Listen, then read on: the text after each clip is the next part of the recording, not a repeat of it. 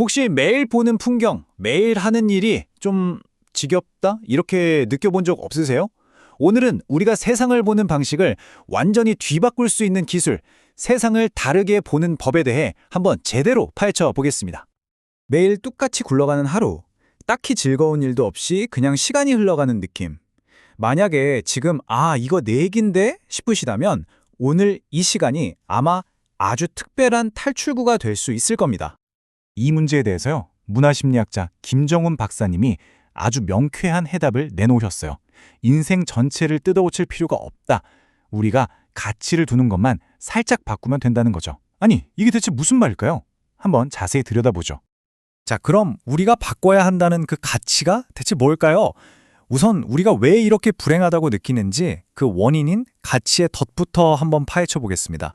우리한테는요, 크게 두 가지 가치가 있다고 볼 수 있어요. 하나는 집값이나 연봉처럼 사회가 숫자로 딱 정해놓은 객관적 가치, 그리고 다른 하나는 나의 즐거움이나 호기심처럼 나만 아는 지극히 주관적 가치죠. 문제는 우리가 이 두 가지를 막 섞어 쓰기 시작하면서부터 모든 게 꼬인다는 겁니다. 김정훈 박사님 얘기 한번 들어보세요. 이분이 진짜로 자기가 꼭 필요했던 땅을 시세보다 무려 10배나 비싸게 주고 샀대요. 남들이 보기엔 아니, 저걸 저 돈 주고 산다고? 할 수도 있겠죠. 하지만 박사님은 이렇게 되묻습니다. 왜 나의 개인적인 필요를 객관적인 가격으로 평가해야 합니까? 이게 바로 주관적 가치를 최우선으로 두겠다는 정말 강력한 선언인 거죠. 바로 이거예요. 핵심은 바로 이겁니다. 내 인생이라는 아주 개인적인 영화를 남들이 만든 흥행 공식으로만 평가하고 있으니까 당연히 재미가 없죠. 내 삶의 만족도를 연봉이나 아파트 평수로만 재고 있으니 불행할 수밖에 없는 겁니다. 좋아요.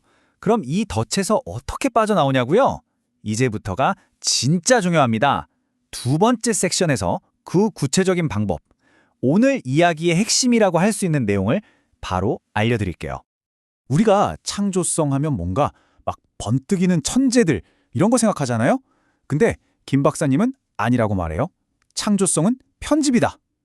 완전히 새로운 걸 만드는 게 아니라 원래 있던 것들을 새롭게 연결하고 재배열하는 거라는 거죠. 와, 이렇게 생각하니까 갑자기 확 와닿지 않으세요?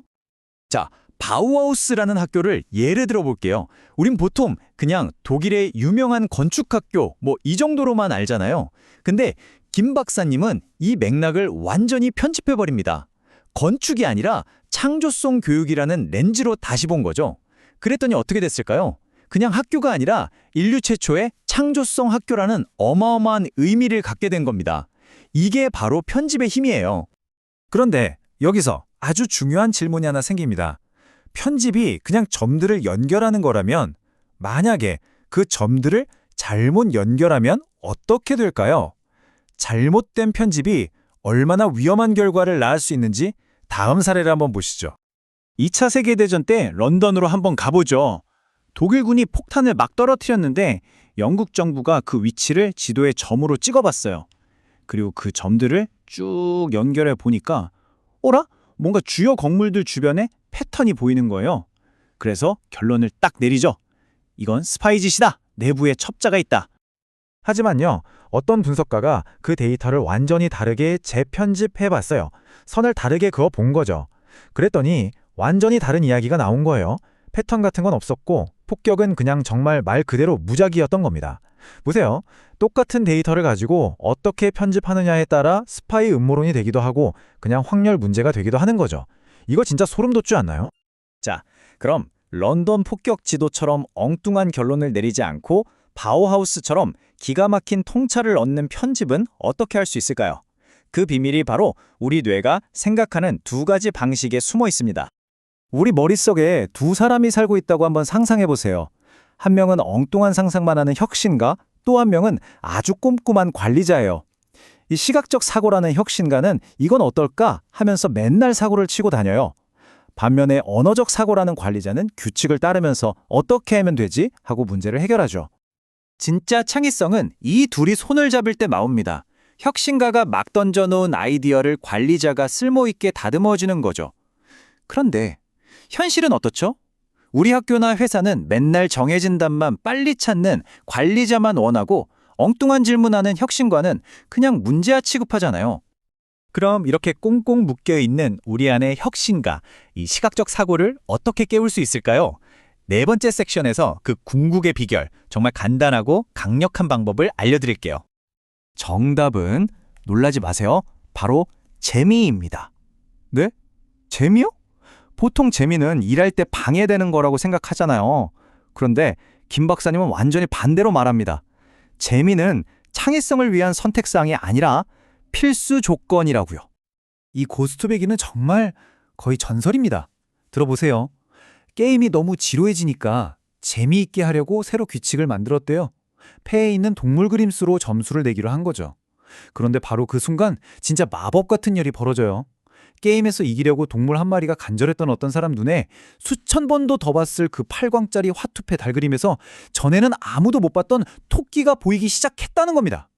와, 그냥 재미있자고 시작한 일인데 익숙했던 세상이 완전히 다르게 보인 거죠. 자, 이제 이론은 충분히 알았죠? 그럼 이 모든 걸 우리 일상에 어떻게 써먹을 수 있을까요? 마지막 섹션에서는 당장 오늘부터 여러분이 바로 시작할 수 있는 구체적인 행동 지침을 알려드리겠습니다. 김종훈 박사님이 제안하는 방법은 딱 3가지로 정리할 수 있어요. 첫째, 맨날 있던 곳 말고 다른 데 가서 새로운 자극을 줘라. 둘째, 떠오르는 생각들을 카드든 앱이든 써서 체계적으로 모아라. 그리고 셋째, 그 기록 하나하나에 나만의 의미를 담은 제목을 붙여라. 여기서 진짜 중요한 건 세 번째, 나만의 메타 언어를 만드는 거예요. 이건 그냥 정보를 베껴 쓰는 게 아니에요. 모든 정보에 나만의 태그, 나만의 꼬리표를 다는 거라고 생각하시면 돼요. 아, 이건 A 프로젝트에 써먹어야지 라던가 이건 내가 예전에 B에 대해 생각했던 거랑 연결되네 이런 식으로요. 이 꼬리표들이 차곡차곡 쌓여서 여러분만의 독특한 관점이 되는 겁니다. 이렇게 쓸 때 얻는 최종 결과물이 거창한 발명품이나 돈이 아닐 수도 있어요. 진짜 보상은 뭐냐면요. 더 이상 세상이 정해준 가치에 휘둘리지 않고 나만의 기준으로 내 현실을 직접 편집하면서 살아가는 것. 훨씬 더 풍요롭고 의미 있는 삶, 바로 그 자체입니다. 결국 이 모든 과정이 우리에게 주는 궁극적인 힘은 바로 이겁니다. 남들이 다 똑같이 보는 세상 속에서 나만이 볼 수 있는 새로운 의미와 연계를 발견해내는 능력, 바로 그거죠. 자, 이제 여러분 차례입니다. 오늘 여러분의 세상에서 어떤 새로운 연결을 한번 만들어 보시겠어요? 거창하지 않아도 괜찮아요. 아주 사소한 거라도 좋습니다. 여러분만의 편집, 지금 바로 한번 시작해 보세요.